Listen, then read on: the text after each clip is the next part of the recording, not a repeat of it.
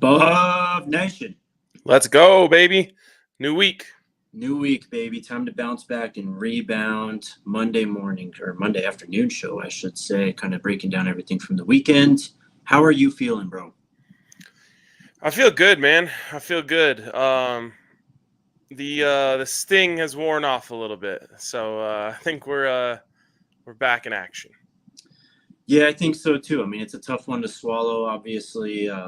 Really close game, but there's a lot of positives I think we can take from this, and moving forward.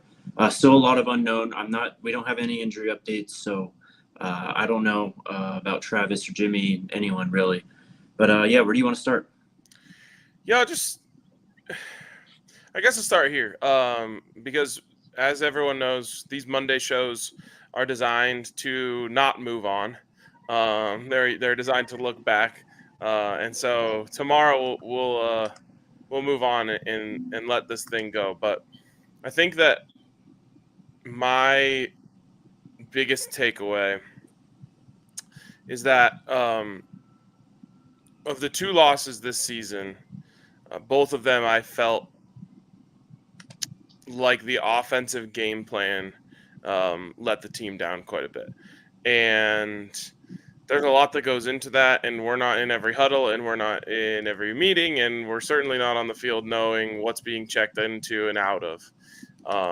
So you never know exactly what happened.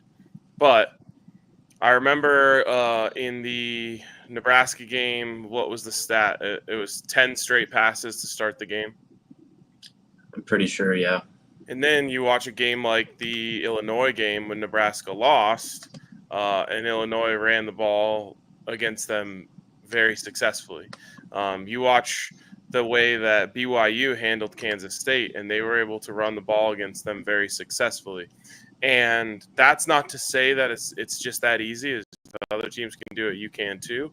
But when I kind of rewatched this game, and I actually haven't even fully rewatched it yet, but when I looked back on it, I felt like there was a huge step in the wrong direction when it comes to the game plan and the position that it ended up putting Shedeur in for most of that game.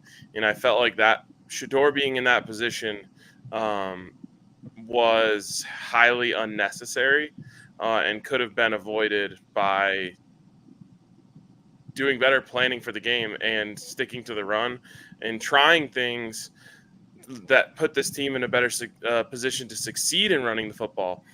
Jake, I feel like it's Groundhog Day, and I'm kind of like going back to the exact same things I was saying after Nebraska, but the attempt to run the ball, which I put in air quotes because I feel like it was half-hearted in the first place, was just the standard stuff that we saw at the beginning of the season. There was no creativity to say, okay, let's get under center and run counter, a thing that they actually did against Baylor. Yeah. Let's try something, to open up a hole and create opportunities in the running game rather than just saying, hey, we handed it off, 6 times early in the game and it didn't work. So we just started doing something else. Yeah, I mean, I agree. I think, they straight up abandoned the run in the middle of the game. And I feel like that's the perfect time where you got to get these guys, Isaiah and Micah, carries. Like, I know Unc brings up the practice stuff with them, and I totally get it. Like, that's how Coach Prime has operated basically since he's been coaching. You got to show it in practice. You got to prove it in practice, and I totally get that. But when it hits a stall, when Dallin gets his 7 carries or whatever it is, and he's at 11 yards, and we are becoming one-dimensional in the first half of the game, that's the time that those guys need to get carries. Draylon needs to get carries, easy screens, stuff like that. We just didn't see much of that at all in this game. Yeah, absolutely. And then, I mentioned this on Saturday, but the same kind of goes for the passing game in terms of being uncreative. You can't be obviously not every single play call is going to be in your bag, but the one that disappointed me the most was the first down play call on the last series in the 2-minute drill. Not having something in your back pocket to say, let's get this drive started, let's get 10 easy yards here, 15 easy yards here, and get this thing going. You know in that moment that Shador is getting pressured so heavily. Try to take the pressure off of him a little bit with a play call there. Run a screen, run a the one I would love to see utilize with the speed that they have in this receiving group is like a drag screen, which actually Kansas State used to perfection on like a 3rd and 16 to convert one. So any of that stuff just to make it easy for the first play of the drive, make sure that you don't go backwards. And that's another advantage of being able to run the ball well is being able to start drives, making sure you're moving forward. But someone said I'm overreacting. I really don't think I am. We'll get to the how we feel and what it means about this team moving forward. But just looking back on the missed opportunity there, I did feel like game plan was a problem. I mean, going back to your point on the final drive, I mean, that's what you hear all the time in the NFL, especially from the veteran, coaches, commentators in the booth.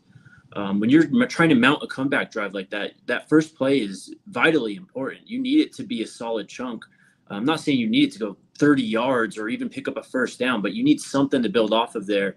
And the fact that it's just Shador kind of running around, checking down to Dallin, it just didn't really set the drive up. It was really an escape, if anything, at that point, just to get something positive, which is better than taking a sack, of course, and it's better than throwing in a completion. But there needs to be some money plays, and I don't think we've seen enough money plays from this team. Whether it's personnel, someone brought up 12 personnel in the chat too. I think we should see that earlier. I think they kind of went to that because of the injuries at wide receiver late in the game, and then they're starting to have a little bit of success with it. But throw in those personnel groupings and the variety in the offense earlier. I think that's how you keep teams on your toes, and then you can kind of figure out what works and go to that later in the game. Definitely. I have no update on injuries, but again, Shador was phenomenal. I know the sacks are bad, and they've got to get worked out, whether he's either taking 4 or 5, 6-yard sacks as opposed to 16-yard sacks, whatever it is. But the dude was he was so locked in this game, man. I mean, the ball hardly touched the ground. He trusted his receivers. He trusted Will Shepherd to bounce back. We talked about that in the post game. But I also thought LeJohntay was amazing on Saturday night. Yeah, LeJohntay was amazing. I mean, and that's the thing. And that's why I understand the desire to throw it around, because there's no one better in the country from a quarterback standpoint. And the depth at wide receiver is unbelievable. There's no way that other teams in the country could lose 3 of their top 5 receivers in the game, 2 of their top 4 receivers early in the game, and still almost throw for 400 yards and 3 touchdowns. It was a remarkable display of depth by this team, and a true reminder of how far they've come from last year, and then obviously how far they've come since Coach Prime has gotten here, that they're able to put that type of talent on the field despite injuries. Shador is one of one, and I really hope that people appreciate what he does for this team and what he is going to do in these last 6 games. And I say that because I feel like there's some people who are already taking it for granted and complaining about the 1 or 2 things he does wrong in 50 dropbacks during a game. And I just urge people to remember, like, that's not normal. It is not normal that when he makes a big mistake, it shocks you. When the interception happened in that game, I started thinking to myself, like, man, I've reached the point with Shador where every time the ball leaves his hand, I expect it to be completed. And when it doesn't land in the hands of one of our receivers, or at least hit them in the hands, I'm absolutely shocked. It reminds me of like Nikola Jokic shooting a floater. You just expect it to go in. He's unbelievable. He sets the record in that game for most consecutive completions in a game ever by a Colorado quarterback. 16 consecutive completions. This type of accuracy and ability to make plays is unbelievable, and it does make it a little bit more disappointing when you waste a performance like that and you're not able to come away with a win. You brought up the interception. We kind of talked about it on Saturday before the post game. So let's talk about it. I mean, it was first down. I know he had people at his feet, but man, if that throw isn't intercepted, I mean, at least get a field goal. That snap is from the 21-yard line. Like, you're in that area. I know that Colorado ends up stopping Kansas State in the next immediately. It was a 3-and-out, I think, and they immediately punt the ball back, and then Shedeur takes him down the field. And I think that's when he gets to LeJohntay for the second time. But no, that was the Augusta. Oh, the Augusta touchdown. Yeah, that's right. But either way, I think that interception, it kind of changed the game for them, because even if the ball hits the ground and, it hits the ground 2 more plays after that, you could still kick a 30-some yard field goal, almost 40-some yard field goal, and we're probably headed to overtime. Yeah, I don't know, though. There's so much stuff that happens in the rest of that game that obviously is all changed by that. I mean, you probably, just if we're changing the way that things happen, you're probably not getting a interception on 4th down that goes, 65 yards the other way or whatever it was. So I don't know how much of the outcome it actually changed, but I just have a hard time complaining about the one bad thing that he did in the game. But I understand your thought about, the situation and whatnot. At the same time, you give him half a second more, he's delivering a strike to Draylon coming across the middle for a touchdown. Yep. All that being said, this game was a dogfight against the team that is favored to win the conference, that you had the lead late in the game when you didn't even come close to playing your best. I mean, I would go out on a limb and say this was, if UCF, and I think they could probably even play a little better than that, but let's just say UCF's a 10 out of 10 for them. Mm-hmm. This was like a 4. I think they played at a 4 out of 10 level, and they took K-State to the absolute brink. Yeah. And really probably should have won. And I think that's why we're sitting here disappointed, and I think that's why there's a lot of disappointment, is because it's like you almost got away with murder there. And you had a bad game plan, and you had big injuries, and you didn't do the best you could to set up the team for success, and yet you had it. Mm-hmm. And so that, when you boil it all down, it's just football, man. That just happens. There's going to be times where you don't have your best game plan and the other team does better than you. Every coach in the world gets out. Every coaching staff in the world gets out coached sometimes. But the fact that this team fought their way back and found a way to lead in this game, to me, makes me feel really good about who they are. They're once again going to be tested in terms of their resilience and their togetherness. How do you come out of a game like this when you had an opportunity to really kind of like announce yourself as here? Do you stick together? Everything that we've seen to this point would lead us to believe that, yes, this team will stick together and they'll come back even extra focused next week. So as much as it is tough to swallow a loss like that, because of we all knew the stakes of what a win would mean for the appreciation and understanding of just how great this team is, you got to look at the other side, which is like, you knew it was going to be a dogfight, and you can't expect to come out on the winning side of every single dogfight. That's just not how it works in football. So I think you have to give them credit for what they have inside of them and the ability to take a game where they did not play well and push one of the best teams in the conference all the way to the brink. No, it's a great point. I mean, they really battled their asses off on Saturday night. Everything working against them. They were that close to, winning this football game, taking it to overtime. So, yeah, you have to be proud of this team and the effort they put forth. And if Nebraska's anything to look back on, they came out and whooped Colorado State, looked good in all 3 phases. in that game, the weekend after. So you got to hope that fires them up. Obviously, the Travis thing too. I mean, it just changes everything when he's not on the field for them. How the defense attacks you, how the offense attacks you, how you call your offense and defense, it just affects everything. Totally. And I mean, to me, sometimes the way that you view things while you're at the game can be very different from when you're watching it on TV. For sure. And the reason I bring that up is because I was watching the Broncos game on TV yesterday, and it's like Pat Surtain comes out of the game, and their entire defensive game plan gets thrown out the window. Yeah. And when you're at a game and you're kind of just like living for the living and dying with each play, maybe sometimes you don't see the bigger picture as much. At least I feel like I didn't during the game on Saturday. As soon as Pat went out, it was just like, oh, they're kind of screwed. Like they wanted to play man and blitz, and now they can't do that. And it puts into perspective so much what losing Travis Hunter, I think, did on Saturday night. And then at the same time, of course, you also lost your number one wide receiver on the other side, and 2 or 3, depending on how you want to rank it. So it's really, really tough. And again, I think the team deserves more credit than flack for what they were able to do in that situation. And yes, it is very disappointing that they got the lead and weren't able to hold it.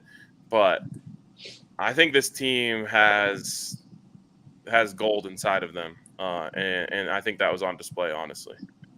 I agree.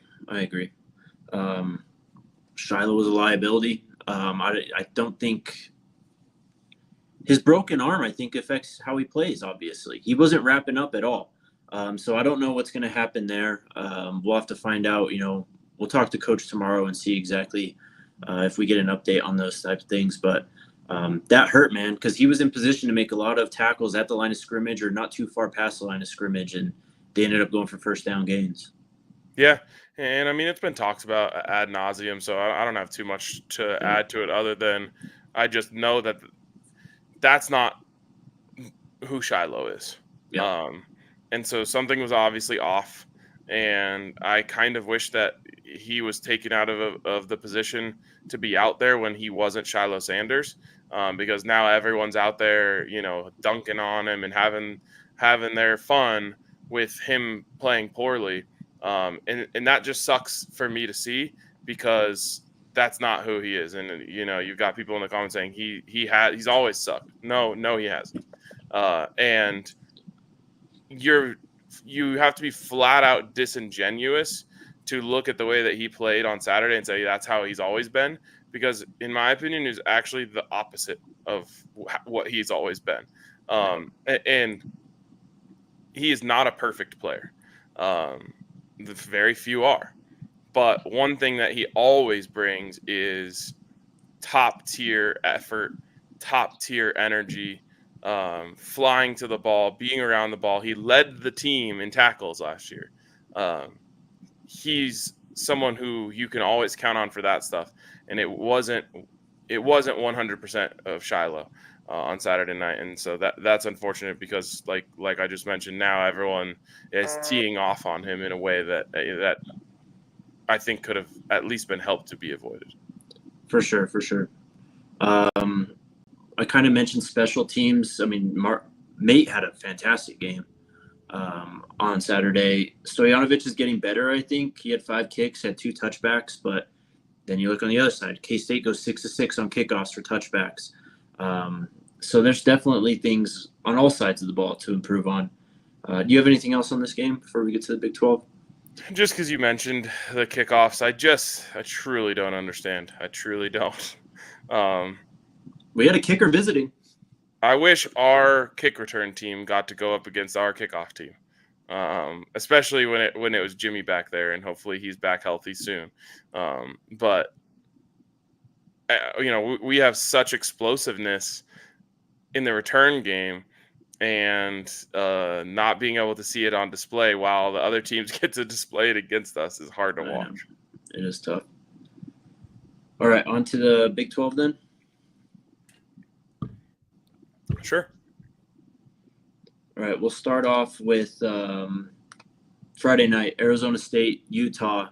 Obviously, a great win by Arizona State, but I think the story really coming out of this one, Cam Rising today announced out indefinitely.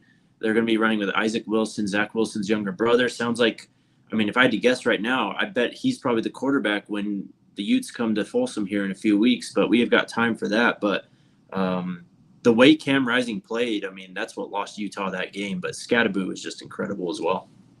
Yeah, but I think that by saying that about Cam Rising, you also have to acknowledge, I mean, it's almost similar to the Shiloh conversation, right? Now, I guess where it's different for Utah is the reason that they didn't take out Cam Rising is because Isaac Wilson was terrible when he played. Yep. 5 touchdowns to 7 interceptions in 5 games. And so, you know, Cam Rising is out there like a absolute shell of himself. And Utah, in the moment, was telling us he's still better than Isaac Wilson. Yeah. And then, of course, you know, the swelling wears off and the Toradol or whatever else they, you know, tried to do to help his ankle feel better or whatever part of his lower leg was hurt wears off, it swells up, and now, okay, now we can't roll with this. And obviously you watch the film, and I mean, I think you or I could have had more velocity on passes than Cam Rising was able to generate with what was going on for him. So this is an interesting situation for Utah where they're basically praying that that he kind of it clicks for Isaac Wilson, or kind of punting on what they have and hoping to develop him for the future. Yeah, and I think wasn't it a hand injury too against Baylor when he went into the coolers on that tackle? Like, I think that's got to have something to do with it. Like, I don't know. I don't want to speculate on what happened, but whether it's a ligament or a laceration, like something's not right when the ball comes out of his hand. So I think that was pretty apparent as well on Saturday. But yeah, Arizona State, that's a gritty team, man. Leavitt is playing, pretty well, balanced football. Jordan Tyson's out there making plays. And then Scatterbo is just the straw that stirs the entire drink. He's just one of the best, if not the best, running back in this conference. Totally, and it's the old your team will take on the personality of your coach or your best player. And I think ASU is actually a nice little mix of both. Scatterbo is absolutely just a monster. He's, I feel like if you've played football enough, you've had a guy on your team like him who just it feels like he does not care at all what happens to him in a game. He's just going to put his body on the line 100% every single game. Mm-hmm. And that's contagious for a football team. And then, Dillingham is just a ball of energy. Yeah. And I can't imagine a more perfect fit to be the coach at Arizona State than Kenny Dillingham, who literally a couple of years ago was just a student at Arizona State. You know what I mean? Mm-hmm. And he still kind of acts like it. So good for them. And I feel like there's a lot of mutual respect between Coach Prime and Kenny Dillingham. It's kind of a bummer that we don't get the return game this year after playing them at ASU last year. Yep. And an all-time post-game presser by Coach Dillingham as well. No, post-game presser or post-game? I'm sorry, post-game interview. Yeah, on the field. Yeah, that was great. Iowa State stays undefeated. They came into the weekend number 11th. I think they're up to 9 now after beating West Virginia 28-16. Rocco Becht had a solid game. They only ran for 129 yards, but they had receivers making plays. Jaden Higgins continues to do his thing, but they continue to look like the class of the conference. Yeah, I mean, them and BYU. And, I mean, look at the absolute logjam that is happening, at the top of this. You've essentially got half of the conference still in the race here, and I guess that's to be expected only 3 games into conference play. But you're getting just an almost upside down version of what a lot of people expected from this conference. BYU is expected to suck. They're undefeated. ASU is expected to suck. They're 2-1 with a big win. Cincinnati was expected to suck. They're in there. Texas Tech was expected to be a middle of the pack team. They're up there at the top. And then Colorado, we forget because it wasn't us, but everyone else expected Colorado to be at the bottom. They're up there in the mix. So it's been a while since the Buffs were in a conference race, and you almost forget, like, man, the overreaction, and this is just natural, but the overreaction to the way that the standings look each week is crazy in college football because everything can change so quick, and there's no game left on anyone's schedule that they can basically pencil in as a win. You look at the bottom of the conference, it's two teams that were expected to be at the top in KU and Oklahoma State, and then Baylor, obviously, who has, I thought, been pretty competitive. I mean, they're obviously very competitive against Colorado and very competitive against BYU too. So the whole conference is on notice every single week that there's no layup, and you're going to have to bring your best. This is exciting, man. This is fun to watch. It is. I mean, the conference delivers every week and almost every game too. To Provo we go. BYU stays undefeated, and they really put it on Arizona, man. Fafita had 3 interceptions. He threw the ball 52 times. Arizona only ran for 114 yards. T-Mac was held to 5 receptions for 78 yards. But BYU, I mean, the quarterback's playing well. Retzlaff, they have some success running the ball. And then just defensively, I mean, I think that's the most impressive part of this team that we've seen so far. They had 5 TFLs and then 4 passes defense with the 3 interceptions. Yeah, man. Just because they're obviously right here in front of us on the schedule, things are ugly in Tucson. And I don't just mean, the way that game shook out for them. Sorry, I'm pulling up the stats here to look. But it's the fan base. I mean, first of all, it's a basketball school. So the fans are already ready to move on to basketball. The basketball AP poll comes out today, I think, or sometime in the last couple of days. They're ranked 10th. Like they're basically ready to say, okay, thanks for keeping us entertained for 6 weeks. Time for us to go back to what's natural to us. And then the other side of it is they've already turned on Brent Brennan. People talking about him getting fired, which hate to tell them they can't afford that.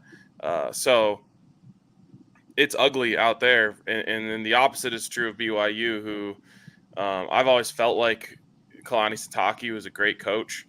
That kind of got called into question last year when they transitioned to the Big 12 and really struggled. And boy, it took them a year to get this thing back on track and rolling. And they've kind of got it going in all facets right now. The quarterback is slinging it. They're able to run the ball pretty successfully. They average over 5 yards per carry against Arizona. The defense is creating turnovers, making big plays. They've got good special teams. If I had to pick, I hate to do this. If I had to pick one team that I'm actually confident is going to be able to keep this going and end up in the Big 12 championship game, which I think is still kind of a fool's errand right now, which is why I hesitated, but I think it's BYU for me, even over Iowa State. Iowa State is tough, but I think I agree with you. I mean, this is a well-rounded team. I don't think, the quarterback hasn't done anything spectacular, Retzlaff, but he continues to avoid mistakes, and they're able to run the ball, like you said. So, but yeah, Arizona, this team is not the same team as last year. They've got issues. Brent Brennan had a quote, like they're still looking for an offensive identity and stuff, and we're going into, week 8, the 7th game of the season for both of these teams next weekend. So, yeah, they've got a lot to figure out. Last one, a game that we watched quite a bit of, Cincinnati goes into UCF. Or do you have anything else? Are you good? Cincinnati goes into UCF. They beat the Knights 19-13. Kind of a sloppy game. UCF had to go to the third-string quarterback. He ends up looking like kind of the guy at this point, Jakari Brown. Really? That looks like it. I mean, look at the stats, man. I mean, the guy that they threw in there for KJ Jefferson, EJ Colson, was 1 for 4 for -6 yards. Yeah, I think they were in the wrong to take out KJ in the first place. I can agree with that too. But yeah, I mean, we talked about that game really breaking them, and we obviously have been paying closer attention to it than most people. So most people are just going to say, "Oh, they sucked all along." But the amount of guys who have entered the portal or called into question things that are going on in that team, like shit, we saw it happen last year when I felt like the Stanford game kind of broke Colorado. There's certain types of losses that are really, really hard to come back from, especially if you don't have a fully bought-in team. And I think that's what happened there. And now they're just grasping at straws, searching for answers. But they're solid. The quarterback did throw 2 interceptions, but defensively, I mean, they got 7 TFLs in this game. They got 4 sacks. Dante Corleone, the big defensive tackle, is a monster. He's going to be a problem for the Colorado Buffaloes in 2 weeks. But this isn't, they're sitting here at 4-2. Obviously a nice win on Saturday, but I don't know. I'm pretty excited for that game, and I think that'd be a nice opportunity for the Buffs to bounce back at home in 2 weeks. But we'll see what they do this Saturday against Arizona. Yeah, and speaking of it, another 8:15 start. Let's talk about it. I mean, what's going on? I'll tell you what's going on is they're the only team that they can guarantee people are going to tune in if you put them in that window. And I think that while Colorado will definitely draw better ratings from the middle of the day windows, they also know that no one else can even come close to the late window. So, for example, if you can get 6 million eyes on Colorado at 1:30 and 4 million eyes on Colorado at 8:15, but you can get 4 million on a different game at 1:30 and 1 million on whoever else you put there in that 8:15 window, it makes Colorado more attractive of a draw there for the late window. So it is what it is. I still stand on the fact that just a couple years ago, you would have killed to have multiple national TV games at night at home in a season. Those used to be like a coveted thing, for us, it used to always be the blackout game. You got people remember Georgia against Georgia late night ESPN, against West Virginia late night ESPN. Big games that you'd kill to have. Now, obviously, that getting exposure isn't as much of a battle. It's easy to take it for granted.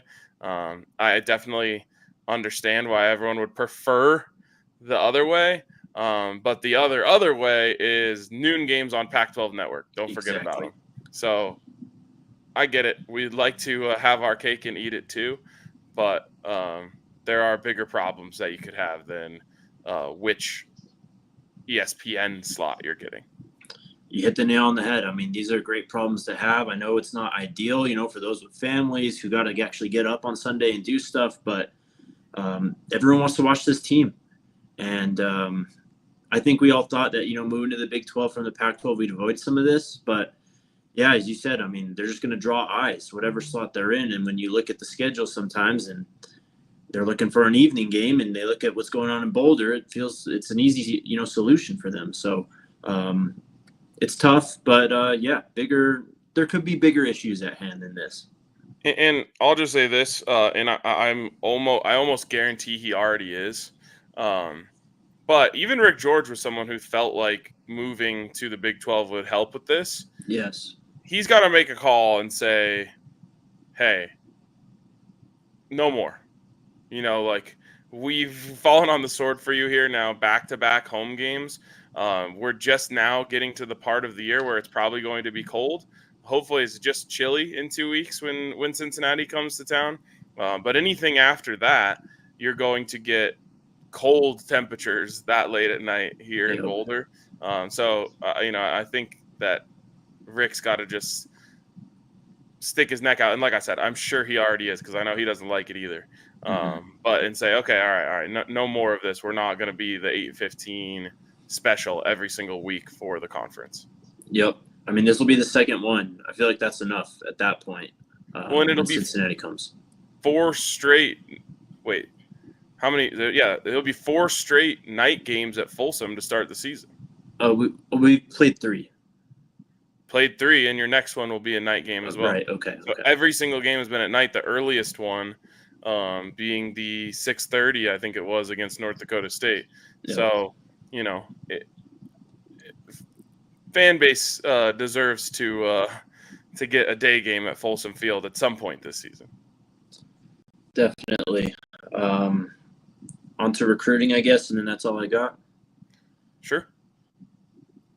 So we had the 2 IMG kids, and it sounds like nothing but positive news coming out from these visits, specifically Nathaniel Owusu-Boateng, who is he's a Rivals 5-star. He's a very highly rated recruit on 3 and 247.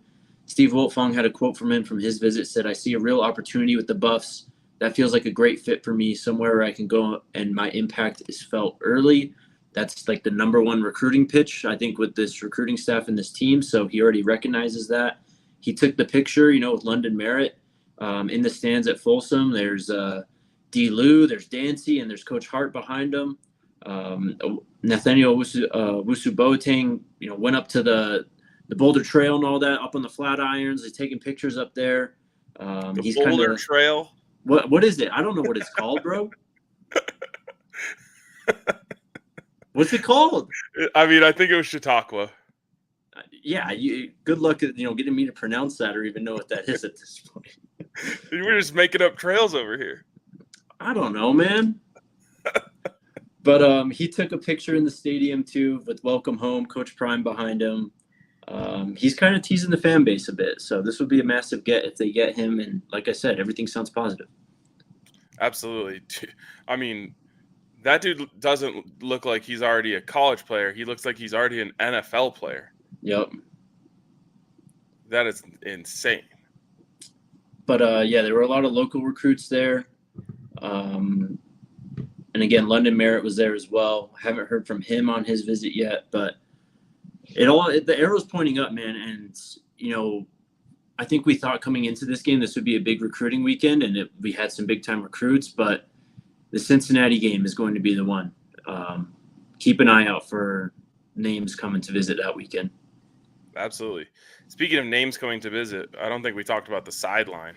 Oh yeah, that was insane the other night. I mean, Carmelo Anthony, Kyan Anthony, Russell Durant. Westbrook, Kevin Durant. You had. I mean, it was just crazy down there, and I mean, to the point where like just from the stands, you could tell it was like packed on the sideline in the little like celebrity section. Well, dude, we're on the field like an hour before the game, and it's already pretty packed. And then they just open up the gate to like let everyone walk in, and it's just like, how many more people can we fit on these sidelines? It's crazy. Mm-hmm. Mm-hmm. Absolutely. I also did like seeing some of the recruits talk about the atmosphere being crazy, because I think there was a lot of like hand wringing, and even I felt like there's something left to be desired there. And it goes back to what I talked about before the game, which is like every time it feels like we get a punch thrown towards us, it like takes the air out of the crowd for a minute. But you definitely can't deny the fact that when that ball went into Colton Hood's hands and he started going the other way, it was absolutely bananas in there. And then the follow-up being the touchdown to take the lead to LaJonte was just a madhouse. So the highs were certainly high. I would like the median atmosphere to go up a notch, and also that goes back to some of the stuff that we talked about earlier in the season about improving the game day atmosphere, doing stuff to get the fans fired up. I'll be honest, I was pretty jealous seeing. First of all, I feel like it's just like it was perfect for me. It hit really hard. Was seeing Baton Rouge on Saturday night. Oh, yeah. And they go from playing Garth Brooks, calling Baton Rouge, crowd going crazy, to then Boozy set it off, crowd going crazy. I'm like get you a crowd that can do both. Yeah. I was jealous seeing seeing them do that. And that, again, was like during, those in-between quarter times to just get the people absolutely fired up, get them losing their minds. So I think it's a little bit of both. I think fans could bring it a little more, be less knocked on our backs when something bad happens. And also some improvements could be made to just get the people riled up. I think you're spot on there. I think the other thing, though, is, it is when gut punches happen, there is a nervous energy that happens. But when Travis is out, everyone is just looking for him. Everyone is looking at the locker room. Everyone is waiting, probably checking their phones, looking for an update. just constantly looking for him. It's almost like the game becomes secondary at that point because everyone's just so concerned about Travis. So I think that plays a massive part. But I'll just say up in the press box, I mean, I'm obviously up on top of everything, and it's kind of, I guess I get the whole like sound thing up there, but it sounded fine to me, especially in the biggest moments, like you said. That's good. That's relieving. And you know, I think Jalen said our crowd seems like they don't really know the game. I mean, student sections, I think inherently are going to be more of a, I don't know how to say this. They're not going to be as much of, the whole student section isn't always going to be big football fans. A lot of people are there because that's the cool place to be, the cool place to go. What happens, though, is if you're able to sustain this and get people to come to games for several years in a row, then naturally your student section will become more involved and more, understanding of the moments in the games. But I don't want to take the pressure off of the administration to figure out ways to get the crowd more turned up. And if they want any help or consultation on that, I'm happy to offer my services for free. There you go. You got anything else? No, sir. All right. Let's get to some super chats here. Undivided Heart says, love the show. We only ran the ball 10 times. Yep. Unacceptable. Legitimately an unacceptable message or an unacceptable number. Yeah, 10 carries for running backs, only gained 21 yards. And they were never down by more than 14, right? Yeah, 21-7. That's what I thought. I think that is the threshold. If you're down by more than 14, you have to start evaluating if you have time to consistently establish the run. Right. Down 14, you're one score away from making it a one-score game. Yep. Which means you can run your regular offense and go down and score and be okay. So I was just making sure like there's not a good excuse for it other than the pass was working and the run wasn't when they started it. But you're doing a disservice and it's not sustainable to do that over the course of a season. Said it during the Nebraska game. It was the same situation. They were down 14 and they felt like it was kind of over at that point, and they just threw the game plan out the window. So yeah, that has to stop. You got to find some money plays. You got to have some money runs, man. Like, where was the power and the counter and all that stuff that we saw against UCF? It was just non-existent. Yep. East Coast Kev says Shador looks for the home run hit too often. Sometimes he has to learn to take the check down or run. Oh, did anyone find Shiloh's ankles? I hate that. I don't think that's true. I don't think it is either. And I noticed late in the game too, after all the injuries and stuff, there's some receivers running like the same route from the same side of the field. I just think there's miscommunication. There's obviously, a lot going on with the guys moving in and out. So again, Shador has to be better when it comes to taking sacks or getting the ball out, whatever it is, but it's not all on him either. Yeah, and as for the last play, which I'm guessing this is coming from a little bit, it was pretty tight coverage on the shorter routes. It was tight coverage everywhere. He probably could have laid one out there for LeJohntay and given him a chance across the middle. But, especially for LeJohntay's standards, he didn't have a lot of separation there. And so I think Shador, as I said on Saturday, would just tell you that, yeah, I mean, pressure starting to come down. I'm trying to give us a chance. Maybe we draw a flag, whatever. Like, let me put it up for my big 6'5" receiver and give us a shot there. Yeah, with that, I'm trying to look for penalties here. Only 5 penalties for 19 yards for Kansas State. Only 5 penalties for 20 yards for Colorado. And I think, didn't both teams have intentional groundings? Of course, Colorado did. I think Kansas State might have had one. Or I think Avery was called down on that first sack, actually. But, yeah. Miles says, RK, I told you I would get you back. Thanks to both of you for keeping a level head through all of this. We will bounce back and learn from it. Need a better late game plan on both sides of the ball. We have enough and we'll get better. That's the thing. Is one loss. Like, and I think I might have mentioned this in the post-game show, but I don't think there might be only one Big 12 team who is undefeated in the Big 12 title game. Like, this is a gauntlet. I'll say 0. Wouldn't surprise me at all. Yeah, I don't think any team's going through the Big 12 undefeated. Also, it was great meeting Miles and his lady. That was I felt like the vibes were perfect when I was talking to them before the game. I thought for sure we were going to show out. They almost did. Almost did. Robert says, did Shep get hurt at the end of the game? He was in a boot in this morning's fall-off media video. Oh, man. Let's hope not.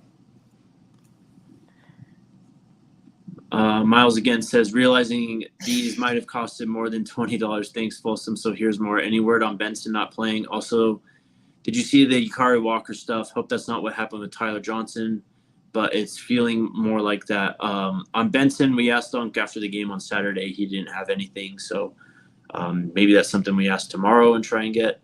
I saw the Yukari stuff. I mean, it is what it is.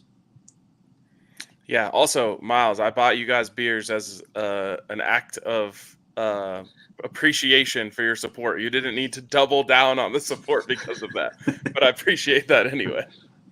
Shout out to Miles. Thank you, man. Coach Barry says, does anyone know what was the diagnosis for Jimmy's ankle, Travis' shoulder, and Terrell injuries, and if they are playing this coming weekend? I heard Omarion broke his ankle or anything. I don't know. I don't know on any of them. We have got 0 updates from anyone we've talked to about what the injuries are. The one that we got was from Unk after the game, who said that Omarion's obviously seemed the most serious. We saw the picture of obviously him going off in a wheelchair with a boot on his foot. So obviously that doesn't look good. And just based on the reaction from teammates on social media, it feels like there's a chance that we lost Omarion for the season. But other than that, we have truly nothing. Yeah. Hello, Laura. She said, RK, completely agree regarding the school doing more to amp up the stadium, and we'll be happy to help with your mission to make that happen. # squeaky wheels unite. Let's go. I feel like the two of us together can make some things happen, Laura. Yep, definitely. Dre with the super chat. There are a ton of formations and schemes this offense could be doing way too vanilla. Too much talent not being utilized. Shermer's not the guy. They don't know when to run either, once on second and 25. It's easy to say after a game like that, but at the same time, but the game before, I felt like Pat Shermer called a damn near perfect game. So, let's get more of that and less of this in Nebraska. It's been it's been up and down so far. I mean, Shedeur still almost threw for 400 yards and 3 touchdowns. Yeah. Deanna with the super chat says, CU needs a good old pep squad. Hell yeah. Something. Thank you, Deanna. Is that it? I think that might be it. All right. We'll be back tomorrow. Coach Prime speaks tomorrow. Hopefully we get some answers. I'm sure we'll get some answers on at least Travis and Jimmy, but we'll see what happens with the other guys in terms of injuries and all that. But, yeah, we'll be back from the bar tomorrow. You got anything else? I got nothing. Just keep your head up, Buff Nation. We'll be all right. Big game on Saturday. So if you're coming down to Tucson, you got to bring it. We're going to have a free tailgate there. Tickets are on the site, DNVR/events. And then for Cincinnati, too, we have packages with game tickets. That game is sold out. So go on the DNVR events page. I think you get hooked up with tailgate and a ticket to the game. And I think there's a lot more, too, for cheaper than what a game is or a ticket is on the secondary market right now. Yeah, let me just look at it really quick because here we go.